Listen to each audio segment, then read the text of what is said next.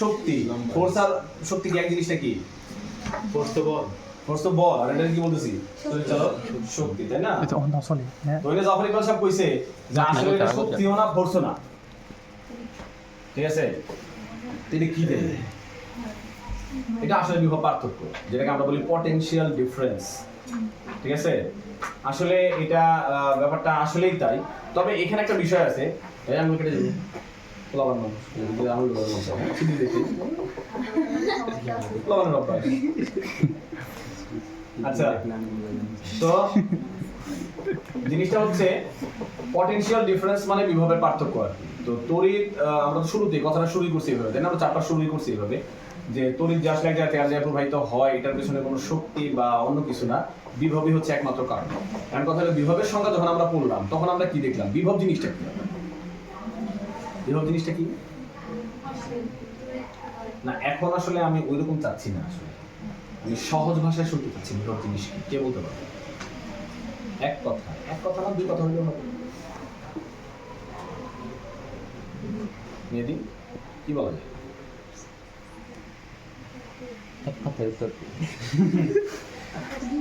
এক কথা বলা যাবে, এক কথা বলা যায় বিভব কি আসলে, এক কথায় বলা যাবে।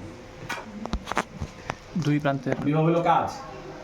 তো একটা ব্যাটারি যে পরিমাণ কাজ করে না, ব্যাপারটা তা না, তুমি যখন সংজ্ঞা দিচ্ছ তুমি তাই বলছো। তুমি বলছো অসীম দূরত্ব থেকে এক কুলম্ব আধানকে দুই অভ্যন্তরে আনতে যে কাজ করতে হয়, ঠিক আছে? বিভব অ্যাকচুয়ালি কাজ, স্পেশাল কাজ। কি স্পেশাল কাজ? অন্য সব কাজের সাথে পার্থক্য কি? বিদ্যুৎ উৎপন্ন করে। এক কুলম্ব চার্জকে এক জায়গা থেকে আরেক জায়গায় আনতে যে পরিমাণ কাজ করতে হয়, পার্টিকুলার একটা কাজ, নির্দিষ্ট একটা বস্তু, এক কুলম্ব চার্জ। এই কারণে এটাকে পিওর ভাবে কাজ বলা যাচ্ছে না। নরমালি কাজ মানে ফোর্স ইনটু ডিসটেন্স, তাই না? তো এখানে ফোর্স প্রয়োগ করতে হয়, কারণ এই চার্জটাকে যদি আমরা এখানে এই তড়িৎ ক্ষেত্রে ঢুকাইতে চাই, তাই না? তো হয় এটা কি করবে, তড়িৎ এটা এটা এটা যদি মাইনাস হয়, আলহামদুলিল্লাহ সবাই আল্লাহ শুকরিয়া আদায় করছি ভরপুর, আজকে আমাদের বরকত দিয়ে দেবেন। তাই এই হিসাবে সেই হিসাবে এটাকে, আর কাজ মানে তো শক্তি, ঠিক আছে? যেহেতু বিভব এক ধরনের কাজ আর কাজ মানেই শক্তি, সেই জায়গা থেকে আমরা এটাকে বলি তড়িৎ চালক শক্তি, ঠিক আছে? এটা বাংলা ভাষায়। ইংলিশে তো ইলেকট্রোমোটিভ ফোর্স। ফোর্স কেন বলে ইংলিশে? ইলেকট্রোমোটিভ ফোর্স কেন বলে ইংলিশে? ইলেকট্রোমোটিভ ফোর্স বলে এই কারণে, কারণ এখানে চার্জকে সে কি করে, পুরাটা বর্তনী ঘুরায়া এখান থেকে এখানে নিয়ে আসে। তো তুমি একটা চার্জকে এখান থেকে ঘুরায়া এখানে নিয়ে আসবা, তোমার কি লাগবে? বল বল প্রয়োগ করতে হবে না? বল প্রয়োগ না করলে তুমি চার্জকে ঘুরাইতে পারবা? বল প্রয়োগ করলে কাজ হয়। সেই হিসাবে এটা আবার ইলেকট্রোমোটিভ ফোর্স, ঠিক আছে? আর আলটিমেটলি জিনিসটা কি? বিভবের পার্থক্য, ঠিক আছে? কারণ দুইটা এর মধ্যে বিভব পার্থক্য আছে, এই কারণে এটা পার্থক্য, বুঝতে পারছো? সো অ্যাকচুয়ালি এটা তিনটা জিনিসই সত্য, এটা ঠিক। তো যাই হোক, আসল কথা না, সে তড়িৎ চালক শক্তি কাকে বলে যে শুনছিলাম?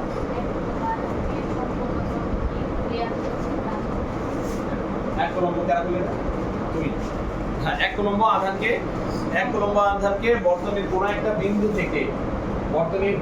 বিন্দু থেকে কোষ সমেত পুরো বর্তনী ঘুরায় আবার এখানে নিয়ে আসতে যে পরিমাণ কাজ করতে হয়। কোষ সমেত, এই কথাটা বলতে হবে। বুঝতে পারছো? তাহলে আমি কি সবসময় কি এক কুলম্ব আধানকে নিয়ে ঘুরাই নিয়ে আসবো নাকি? না, তাহলে আমরা ধরে নিলাম যে কিউ কুলম্ব আধান কি করবো, ঘুরাই নিয়ে আসবো। আর ঘুরাই আনতে কতটুকু কাজ? ডব্লিউ পরিমাণ যদি কাজ হয়, হ্যাঁ ঠিক আছে? তাহলে কিউ কুলম্ব আধানকে ঘুরাই আনতে ডব্লিউ জুল কাজ হয়।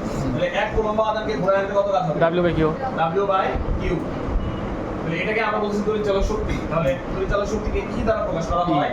তাহলে E = কি হবে? W/Q W/Q। তাহলে W/Q কি? W হচ্ছে কি? জুল, তাই না? আর এটা হলো কুলম্ব, তাহলে জুল পার কুলম্ব, তার মানে এটা হলো ভোল্ট। আমরা তড়িৎ চালক শক্তি যেটা বলতেছি, এটাও আসলে কি? বিভব।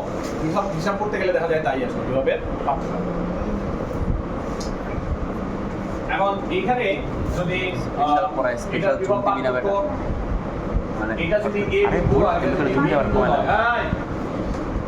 এটা যদি A বিন্দু, এটা যদি B বিন্দু হয়, তাই না? তাহলে এই বিন্দু আর এই বিন্দুরে কি বলা যাবে? আবার সি আর ডি। স্যার ওটা ওয়ে ওটা বি। হ্যাঁ, এটাও এ এটাও বি। কিসে পড়াইলাম? বুঝলি নাই পড়াই কোনো লাভ হলো না। তখনই নাই বুঝলাম না, এর মাঝখানে কিছু নাই, একই বিন্দু। তাই তো খেয়াল রাখতে হবে। একই তো হ্যাঁ? কোথায়? এখানে মাঝখানে কোনো রোদ আছে নাকি? তাই না? এই পয়েন্ট থেকে শুরু করে এইখান থেকে এই পর্যন্ত যা আছে এগুলো সব এ বিন্দু, আর এইখান থেকে শুরু করে এই পুরাটা যা আছে পুরো এই পর্যন্ত আসলে সবই বি বিন্দু। ঠিক আছে? এখন এখানে তো অবশ্যই তড়িৎ প্রবাহিত হবে, হবে না? আর এখানে তো রোধ আছে আর, ঠিক আছে না? তো তাহলে এটা যেহেতু এ বিন্দু, এটা যেহেতু বি বিন্দু, এটাও এ বিন্দু, এটাও বি বিন্দু, তার মানে এই দুই প্রান্তের বিভব পার্থক্য তো কি? কি মানেই তো হলো বিভবের পার্থক্য, পটেনশিয়াল ডিফারেন্স, তাই না? চালো শক্তি যেটাকে বলতেছি, এটা আসলে তো পটেনশিয়াল ডিফারেন্স। তাহলে E ইকুয়ালস টু আমরা বলতে পারি I R ওহমের সূত্র অনুসারে, নাকি? তাহলে I ইকুয়ালস টু হবে হচ্ছিল E বাই R। এখানে যে I আমরা বের করতেছি, যে ব্যাটারি থেকে যে I টা বের হয়, এটাকে আমরা বলি বর্তনীর মূল প্রবাহ।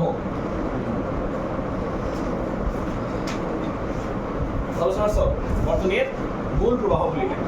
I equals to E by R। এখন যেটা ঘটনা হয়, বুঝছো, সেটা হলো কি, আমরা তো নরমালি এটা কি ব্যাটারি হিসেবে ব্যবহার করি, তাই না? ব্যাটারি দিয়ে কাজ করি না আমরা এটা। তো কোনো একটা ব্যাটারিকে, ঠিক আছে, ব্যাটারি সম্পর্কে তো ধারণা আছে, তাই না? ব্যাটারির গায়ে কি লেখা থাকে? প্লাস মাইনাস বোল্ড ভোল্ট লেখা থাকে, তাই না? ব্যাটারির দুই প্রান্তের মধ্যে পার্থক্য কত লেখা থাকে? নরমালি আমরা যে পেন্সিল ব্যাটারিগুলো ব্যবহার করি, এটা কত ভোল্টের হয় জানো? 50 1.5 ভোল্ট, হ্যাঁ 1.5 ভোল্ট, ঠিক আছে, 1.5 ভোল্ট। তুমি যদি ভোল্টেজ মাপে কি দিয়া জানো? ভোল্টেজ মাপে কি দিয়া জানো? ভোল্টমিটার। ভোল্টমিটার দেওয়া হবে। এখন তুমি একটা ভোল্টমিটারকে যদি ব্যাটারির দুই প্রান্তে কানেক্ট করো, ঠিক আছে, ভোল্টমিটার হলো এরকম একটা মেশিন, দেখছো কিনা অনেকে হয়তো দেখছো, ওই দেখছি। এটাই থাকে, এর একটা মিটার থাকে, কাঁটা দেখছি থাকে, হ্যাঁ ঠিক আছে না? এরকম কাঁটা থাকে, কাঁটা বলে এটা ঘুরে, এটা ঘুরে। এমনি এমনি ঘোরানো যায়, হ্যাঁ তাই না? পাগল বয় দেখলি না, দেখছি। এটা দুই মাথা থেকে দুইটা তার আসে, ঠিক আছে? ওদের আর এই তার প্লাস মাইনাস যদি আমরা দেয়। ব্যাটারির দুই মাথার মধ্যে কানেক্ট করি, সোজা, ঠিক আছে, হ্যাঁ। তখন এই ব্যাটারির দুই প্রান্তের বিভব পার্থক্য কত সেটা এখানে কাঁটার মধ্যে যায়। কথা বুঝতে পারছো? তো এটার যদি 1.5 ভোল্ট হয়, এই মেশিনটা যখন মাপবো তখন কত পাবো? কে এই ব্যাটারি যদি 1.5 ভোল্টের হয়, হ্যাঁ। এইটা এই মিটার দিয়ে যখন ওকে মাপবো তখন কত পাবো? 1.5 পাবো, তাই না? দুই ব্যাটারি চুরি না করে। আমরা পড়াশোনা করতেছি অনেস্ট ভাবে, যখন ধরে নিব ঠিক মতো আছে। এখন ঘটনা হচ্ছে, এই ব্যাটারিটাকে যখন আমরা বর্তনীতে লাগানোর পরে তখন যদি আবার কি করা হয়, এই ব্যাটারির দুই মাথায় এই তারকে কানেক্ট করা হয়, তখন দেখা যায় যে 1.5 ভোল্ট আসে না। দিল্লি কোন যায় ও খায় তারে খায় কথা বুঝছো? তারে খায় না, কেন খায় দেখি। ঠিক আছে, বুঝতে পারছো ঘটনা? হ্যাঁ দিল্লি মাথায় রুদি খায় আসে না। আর এই রোধের দুই মাথায় যদি এই ভোল্টমিটারটাকে যুক্ত করা হয়, ঠিক আছে, তখন দেখা যায় যে এখানে হলো ব্যাটারির দুই মাথায় যুক্ত করছি, আর এখানেও যদি আমরা আরেকটা ভোল্টমিটার যুক্ত করি, দেখা যাবে যে এখানে যে পার্ট আসে এখানেও সেই পার্টই আসে, কিন্তু কিছুটা কম আসে। 1.5 ভোল্ট থেকে কিছুটা কম আসে। তাহলে কথা হইলো, কম যে হইলো, এটা হইলো কেন? এটা তো হওয়ার কথা না। কারণ আমি তো লাগানোর আগেই মাইপা দেখলাম, আবার যদি এটা খুইলা তুমি মাপো, তুমি দেখো 1.5 ভোল্টই পাচ্ছ। তাহলে লাগানোর সাথে সাথে ঘটতেছেটা কি? এই অদ্ভুত ঘটনা কেন ঘটতেছে? কি মনে হয়? তো এটা, এই ঘটনার ব্যাখ্যা তারা দিছে যে আমরা মানে রোধ যে ব্যাপারটা, এটা আসলে সবার মধ্যেই আছে। মানে পৃথিবীতে এমন কোনো বস্তু নাই যার রোধ নাই। যদিও ব্যাটারির কাজ হচ্ছিল তড়িৎ শক্তি উৎপন্ন করা, ঠিক আছে, স্টিল ব্যাটারির কি আছে? রোধ আছে। তো ব্যাটারি থেকে যখন কারেন্টটা বের হয়, তখন ওই রোধের দ্বারা ওই কারেন্টটা বাধাপ্রাপ্ত হয়। এই বাধাপ্রাপ্ত হওয়ার সাথে সাথে ব্যাটারির ভেতরে IR, ব্যাটারির ভেতরে যে রোধ, এই রোধটা নরমালি একটু কম রোধ, কারণ ও তো বিদ্যুৎ শক্তি উৎপন্ন করতেছে। আর ব্যাটারির ভেতরে কি আছে? অল্প হলেও রোধ আছে। সমস্যা মানে রোধবিহীন কোনো জিনিস পৃথিবীতে তৈরি করা সম্ভব না। রোধ থাকবেই, ওটাকে অ্যাভয়েড করার কোনো সুযোগ নাই। তো কাজেই এই কারেন্টটা যখন এই ব্যাটারি থেকে বের হইতে থাকে, ঠিক ওই মুহূর্তে সে ব্যাটারির ভেতরের এই অভ্যন্তরীণ রোধের কারণে বাধাগ্রস্ত হয়, এবং বাধাগ্রস্ত হওয়ার কারণে এখানে আই আর ভোল্টেজ উৎপন্ন হয়। তো এই আই আর ভোল্টেজটা যে উৎপন্ন হবে বা কি, এটা সম্পর্কে আমাদের প্রি আইডিয়া ছিল না, আগে থেকে আমরা বুঝি নাই। প্র্যাকটিক্যালি আমরা বুঝতে পারছি যখন কারেন্টটা বের হয়েছে, তখন আমরা দেখলাম যে হ্যাঁ, আমার এখানে ভোল্টেজ পাওয়ার কথা ছিল 1.5 ভোল্ট, পাচ্ছি কিছুটা কম। ঠিক আছে, যেহেতু এই কিন্তু আমরা তো চাচ্ছিলাম এখানে 1.5 ভোল্ট পাইতে, কিন্তু আমরা তার থেকে কিছুটা কম পাচ্ছি। তাহলে যেটা কম পাইলাম সেই পরিমাণটা হলে আমি হারাই ফেলছি আসলে, তাই না? তো এই জন্য এটা হলো কি হারানো ভোল্টেজ, এটার নাম দেওয়া হয়েছে কি হারানো ভোল্টেজ বা লস্ট ভোল্টেজ। ঠিক আছে, হারানো ভোল্টেজ বলে এটাকে।